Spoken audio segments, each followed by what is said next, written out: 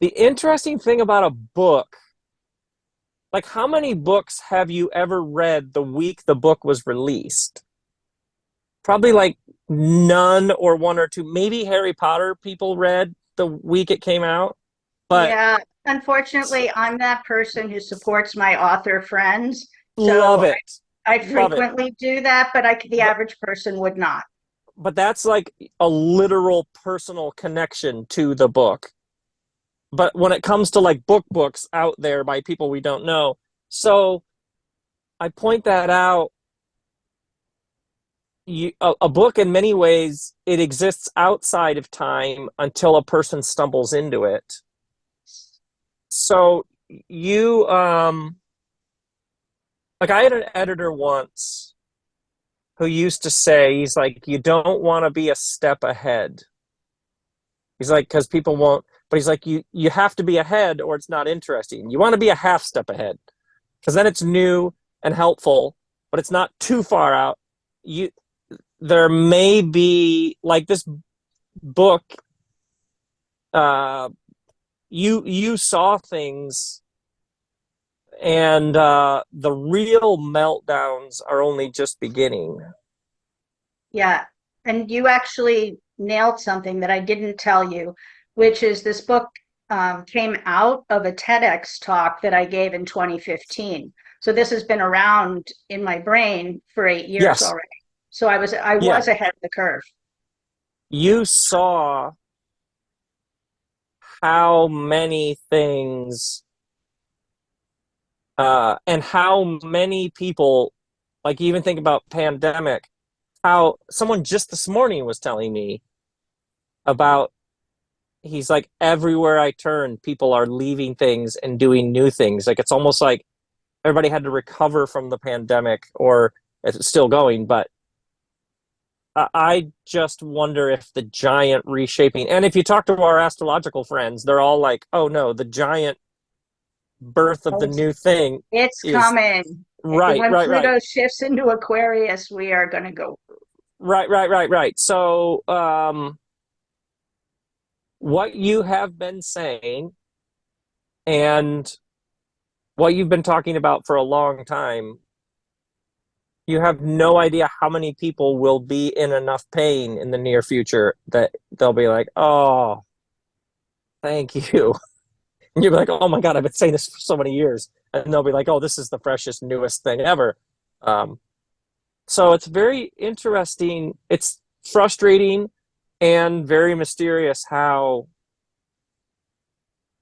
when you're creating a body of work, people are encountering it whenever they're ready for it, completely irrespective of where you are. Like stuff that you're like, oh my God, that was 2013. That wasn't even fresh. That wasn't even that fresh in 2013 for me. Somebody 2 years from now is like, oh, this is just revolutionary stuff. Then it's like uh, I always just like, I have no idea how it works. I have no idea. Like a release date, I guess is for me, but how it relates to who can access it, who knows? And that's super frustrating if it's linked to like, no, I need this to do well so I can whatever. Uh, Yeah, so it it is, but I opens hear what you're doors, saying. makes money, moves the ball forward, makes these new opportunities possible. It can be so maddening because you're like, I would like this to actually do some things right now in the world. And it's like, listen, I came through you on my own timeline. It's like talking to you going, I'm going to do what I'm going to do. So, yeah. So I would just say if you have a sense of like, mm-hmm, that's total super vac right there. That's hilarious. I'm like, what ingredients do you have in that? Does it have shellfish? Do we have like a shrimp base? Like, what do we do? I don't know how, if you can see this on your iPhone, but I have to share this because I know how much you love a good cover. This is the cover my publisher came up with for the book, which is just stunningly good. Oh yeah. Yeah. So even the book is not like scary, depressing, like, having something that has stress, anxiety, and depression in the subtitle could be scary, but this is clearly not a scary book with this. I thought they killed the cover design. Oh yeah, even evolving. Yeah, that's really good. That's really It's good. not working, Rob. I could bore you with a bunch of statistics, but whether Yeah. you're in corporate or whether you have your own business, it's the statistics are dismal. Mm-hmm. They Mm-hmm. do these lipstick on a pig things and say, oh, employee engagement is up at a record high. Do you know what that record high is? 23%. And they're like, oh, it's a record high. Yeah. Oh man. Oh man. Oh man. Yeah. Yeah. uh, What do you what I keep seeing is how many people have a thing in their head about what their thing is supposed to be, but nobody can name that. and it But keeps moving. gen Once you get there, it's like, right. So what's the number of is it dollars? Is it followers? What's the number at which you'd be like you would breathe deeply? But that there never is a number that can be articulated. But then the breakthrough is always when the person becomes aware of something right in front of them that they have everything they need to take that step. And it gets really simple and really elegant and really calm. Like, oh, I could, yeah, I could take that step. And so oftentimes the person will say, yes, you'll watch them have like an epiphany, and then they'll often say, yes, Rob, but I could do that. Almost so like, only the impossible thing was and I'm always like, isn't that a wonderful bonus that being you is something you could actually do? What a what a wonderful game to be playing. So there's some, something about what's in people's heads about what they think they need that just a brief moment of emptiness and spaciousness to sit with it. In my experience, pretty much everybody has like a wait. That's all just that's a template. That's a construct. That's just a thing in my head about some barometer of something that has nothing to do with what I would do tomorrow. And I can come up with a pretty good tomorrow. Most people can come up with a really intriguing tomorrow very quickly. But tomorrow I could do this, and that would actually be a nice life. So you're like the whole system being meetings in which no one in the meeting even knows why we're having this meeting. It was just a world. It was just a whole thing that was like, when in doubt, just keep doing things. And it didn't teach people to sit in silence and what are we doing? Why? And that's actually most people just need that, and their own deep knowing roars up and goes, actually, we could consolidate all those meetings into one. We could do it half as often and we get twice as much. Oh, good. They're done. yeah. Yeah. Yeah. Yeah. Yeah. And culturally, generally human beings have to be in a ferocious amount of pain to actually change, to actually think about. But you realize perhaps this system has to get that bad. Like it it's The wheels are still coming not off in the enough pain. bus. The wheels are coming off the Yes. bus this year. Yeah. Yeah. So people like you are like, yeah, it might really, really have to, the wheels might really, really have to come up before people are ready to listen to things like what you're saying, like what you've been saying for a long time. Um, who knows generally people have to be in great pain to be like, oh, thank you. Yes, you're right. And I have thought often about the ache that comes with seeing. Like, like Martin Luther King has a vision, Right. and the country is so far from that vision. Um, do you even want to be enlightened? You know what I mean? Like, Yes. I know exactly uh, what you mean. people seeing the playing field, seeing where it's headed, seeing what's possible, seeing, and then seeing where we are. It is a blessing that has a curse with it. So, like, even for your work, I can only imagine the number of business people you've interacted with who are like in a cult almost, and you're like, oh my God, you don't have, like, you could leave, and I tell people you they can quit, and they really could. Like they have the finances, they have a partner who's right, supporting them. And she's like having a nervous breakdown. I right, can't quit. right. Like, hey, You cannot go do something that's thrashing you to pieces every day,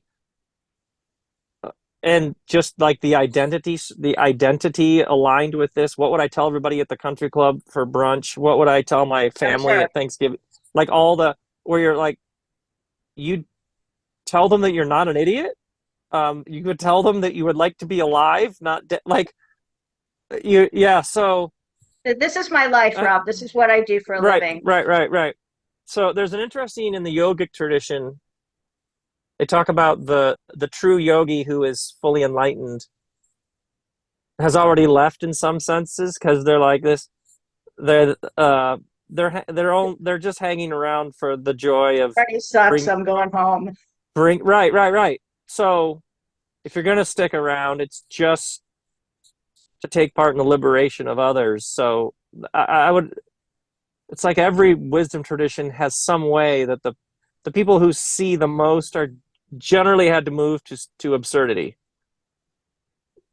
Because Fair if you're enough. still, even that, the whole you've seen the whole, like, well, the internet's just full of like the so and so from Stanford says to get up at 4:30 a.m. and do a cold plunge followed by gratitude. There's always there seems to be just a fire hose of, think like a, what's that guy, think like a, just a latest round of like TED talky.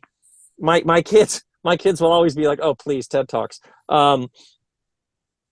That's all. It's just all built around this serious maximize all the hours of work you're not putting in, someone else is, they're going to outdo, and you're just like, that can't be. Everybody just Okay. try harder, you know what I'm saying? Yeah, I have a meme that says the hustle culture hustled you. Yes, yeah, okay, hustle culture in all of its sanctified advanced forms. At some point, you're already moving into like the wink, the laugh, the riddle, the joke, the like. Hustle culture hustled you. Like it that's not Yes, it. right, right, right, right, right, right. So I've had a burnout. You've had a burnout. Like it doesn't work. It's not sustainable. right, and there's always some person who's the new person who's got the brains, blah blah blah. 34. Pardon? And they're 34. It doesn't work in your 50s and 60s. Right. So there's something about hearing you. There's something about being this kind of presence in the world where you move into some, holding it all very loosely. Those who have ears, I'm happy to interact with them. People will open the book and be like, oh my God, finally someone has put language to it. Other people will be like, huh, wait, what? Um, yeah. Fine. in myself and in others, and I see it in you, that we were indoctrinated in a large scale about our work. But that person who runs that division of that company who stumbles upon your book, who knows how many lives get affected? So you're like, yeah, it was only one book, but in the whatever realm, whatever humanoid, energetic, astral It's realm. that drop with the ripples going out. Right, That's right, always right, how I saw it. Was like, right, exactly. So then you think about people like you and I are like, the only way we have anything to say to people is if we have left the game that they are. If we're still being hustled by hustle culture, we don't have a gift to give. You know I'm what I too mean? tired. I'm too tired. I can't do it. Right, right, right. Me too. Like oh, if I'm like,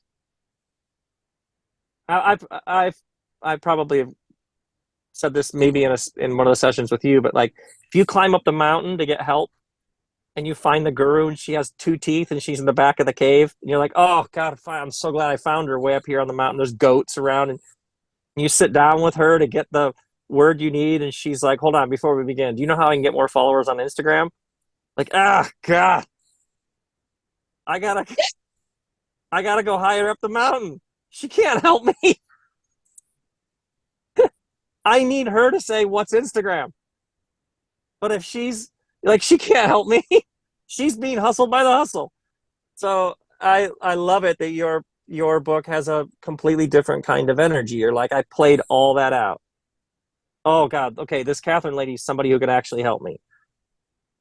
Okay, I want to have exited like she's exited, so I can actually play a much different game. Yep. Yep. That's my hope. That's my hope. Crazy how it actually works. I do have Yeah. one confirmed total life change. A husband saw his wife struggling. She was just miserable in her job, depressed, whatever. He bought her the book. He's like, would you please read this? I don't know how he found me. And she read it and she jumped on my calendar and we had a conversation and she attended one of my workshops and she quit her job on Monday and went and started her own business and is just lit up and on fire, solving the problem that she saw in the startup culture. Because Wow.